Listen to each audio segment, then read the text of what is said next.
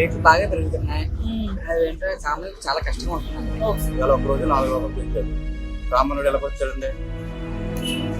ఏ సరుకులైనా తగ్గించేటప్పుడు 10 రూపాయలు తగ్గిస్తాము, పెంచేటప్పుడు 3 రూపాయలు కానీ దొరికితే ఏదో 10 రూపాయో పావలయో అలా పెంచాడు. ఇప్పుడు సడన్ గా వచ్చి 3 రూపాయలు 4 రూపాయలు నడిపి అది చాలా భారం అయిపోతుంది. దేశవ్యాప్తంగా పెట్రోల్ డీజిల్ ఖర్చులు పెరిగాయి కదండి, దాని గురించి మీ అభిప్రాయం? గతంలో మంత్ బిఫోర్ నేను 2 లీటర్లు పెట్రోల్ కొట్టుకుని ప్రతి 2-3 రోజులకు ఒకసారి బంక్కే వస్తూ ఉంటాను. 2 లీటర్ల పెట్రోల్ ధర 210 రూపాయలు. ఇప్పుడు ఈ రోజు 2 లీటర్ల పెట్రోల్ ధర 235 రూపాయలు పెట్టి కొట్టించుకోవాల్సి వచ్చింది. కేంద్ర ప్రభుత్వం ఈ ధరల్ని యుద్ధం కారణంగా పెంచుతుందో ఏమో తెలియదు, కానీ ధరలు అదుపులోకి తీసుకొచ్చి సామాన్యులందరికీ అందుబాటులోకి తేవాల్సిందిగా నేను విజ్ఞప్తి చేస్తున్నాను. ఇలా పెంచడం వల్ల మధ్య తరగతులు లైఫ్ ఎలా ఎఫెక్ట్ అవుతుందండి? మధ్య తరగతి నిత్యావసరం నిత్యావసరం అంటే బియ్యం, ఉప్పు, పప్పులతో సమానంగా పెట్రోల్ కూడా రోజువారీ డైలీ రొటీన్.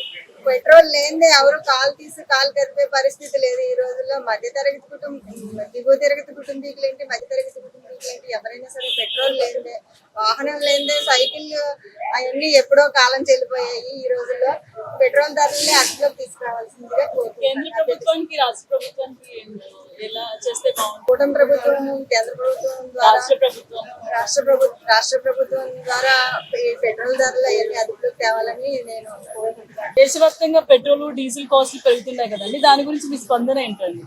రేట్లు బాగా పెరుగుతున్నాయి. అదేంటో సామాన్యులకు చాలా కష్టంగా ఉంటుందండి. ఓకే.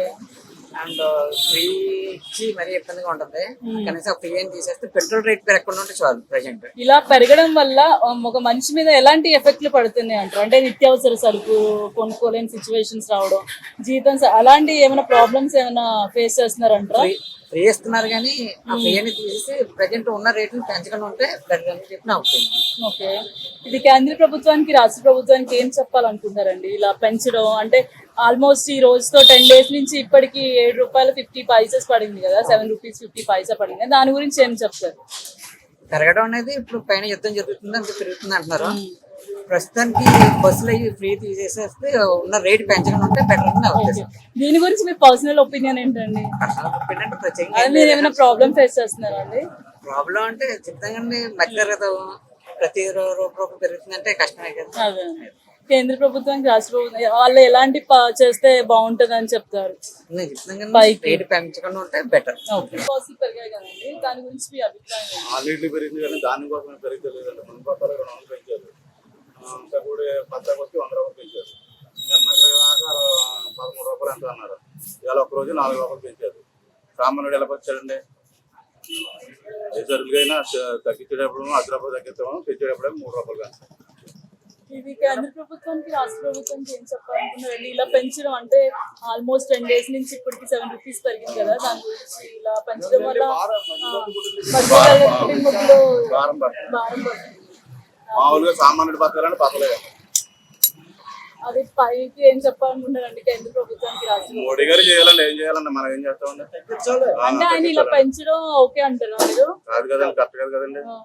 ఇప్పుడు దానికి సామాన్య రైతులు పండించే దానికి ఏమో పెరగడం లేదు. ఇప్పుడు ఈ కంపెనీలో చెప్తే అది పెరుగుతున్న మానలేదు. అంటే ఇంకా ఉండే కొద్ది నిత్యావసర సరుకులు కూడా పెరిగే ఛాన్సెస్ ఉన్నాయి అంటారు.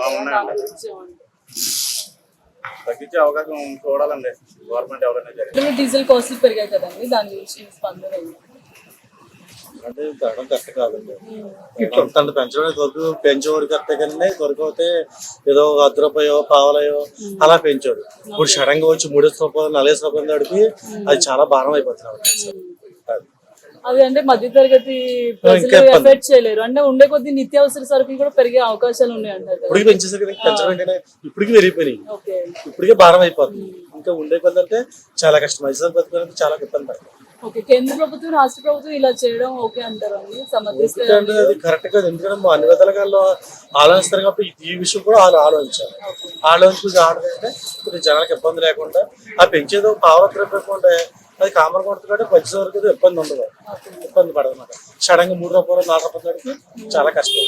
ఫైనల్ గా ఎలా ఉంటే బాగుంటది అంటారు కాస్ట్ అంటే? అంటే ఎప్పుడు మామూలుగా ఉండదంటే రేట్లు పెరగడం కామన్ కాబట్టి ఎప్పుడు వచ్చినా ఒక 10 రూపాయలు లేదా 20 పైసలు 10 పైసలు పెరగడం రిజర్వ్ గా ప్రతి సంవత్సరం జరుగుతుంది. అలాగే పోతే ఎవరికి ఇబ్బంది. అంటే యుద్ధం కారణం వల్ల ఎలానే ఉన్నాయి, తర్వాత నార్మల్ అయ్యే ఛాన్సెస్ ఏమైనా ఉంటాయంటారా? అది వాళ్ళు చెప్పాలి, మనకంటే తెలియదు కదా విషయాలు.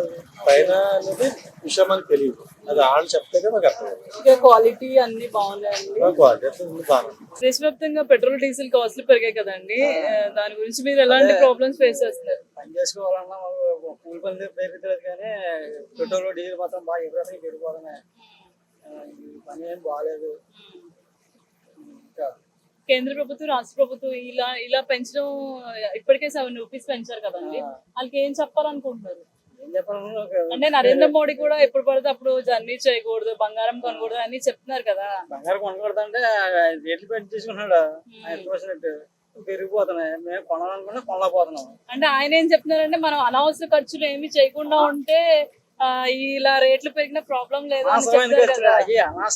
అనవసరం ఖర్చులు అంటే లైక్ ఇలాగ అనవసరమైన జర్నీలు చేయొద్దు అన్నారు, ఏమైనా ఎమర్జెన్సీ ఉంటేనే వెళ్ళమన్నారు. ఎమర్జెన్సీ ఏదో చిన్న పని వస్తుంది, పని వెళ్ళాలి కదా, తప్పదుగా.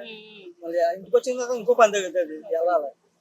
ఇలా పెరగడంపై ఎలా స్పందిస్తారు అంకుల్? అంటే అసలు రాష్ట్రానికి ఏం చెప్తారు? కేంద్ర ప్రభుత్వానికి రాష్ట్ర ప్రభుత్వానికి ఎలా చేస్తే బాగుంటది అంటారు? మనం ఓపెన్ మనం ఏం చెప్పలేము. మీ ఒపీనియన్ చెప్పండి అంకుల్, మీ పర్సనల్ ఒపీనియన్ చెప్పండి. ఏం చెప్తాం, ఇలా చేస్తే బాగుంటది, ఇలా చేయకూడదు అని ఏదో ఒకటి ఉంటది కదా మీకంటే ఒక పర్సనల్ ఒపీనియన్.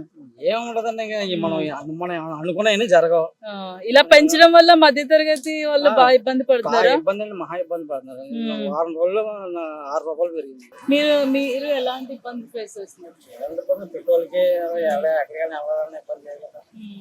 ఇప్పుడు నిత్యావసర సరుకులు కూడా కాస్ట్ పెంచేస్తున్నారు కదండి, దాని గురించి ఏం చెప్తారు? ఒక సామాన్య మానవుడు ఇప్పుడు బతకగలరు అంటారా? దేశవ్యాప్తంగా పెట్రోల్ రేట్లు డీజిల్ రేట్లు పెరిగాయి కదండి, దాని గురించి మీ అభిప్రాయం? ఏమంటే ఇప్పుడు వ్యవసాయం ఇప్పుడు ఆకుమాలు కమ్మి చేస్తాం, డీజిల్ కావాల్సి వస్తాం. చెప్పండి. దాని గురించి మేము మధ్య తరగతి వాళ్ళని బళ్ళు వేసి తిరగాలంటే అప్పుడు ఒకసారి ఇక్కడ ఎలా బతకాలి ఒకసారి చెప్పండి. డెవలప్మెంట్ ఏమో దేని ఖర్చు ఎక్కువైపోతుంది. దీని తర్వాత పెట్రోల్ కి దీనికి మాకు రోజు తిరిగి వాళ్ళు వ్యవసాయం పనులు కదండి, దీని మీద బతికేదండి. దాని గురించి మరి ఏం చేస్తారో దానికి చెప్పాలండి మరి మోడీ గారు. అదే అంటే ఉండే కొద్ది నిత్యావసర సరుకులు కూడా రేట్లు పెరిగిపోయినాయి. మంచి నూనె మాల మొత్తం కేజీ 175 రూపాయలు. అదే మామూలు వేడిసాం నూనె ఇవన్నీ బతుకుతా కష్టం అవుతుందండి వ్యవసాయం చేసేవాళ్ళకి. ప్రతిదీ రేట్లు పెరిగిపోయినాయండి ప్రభుత్వం వచ్చాక.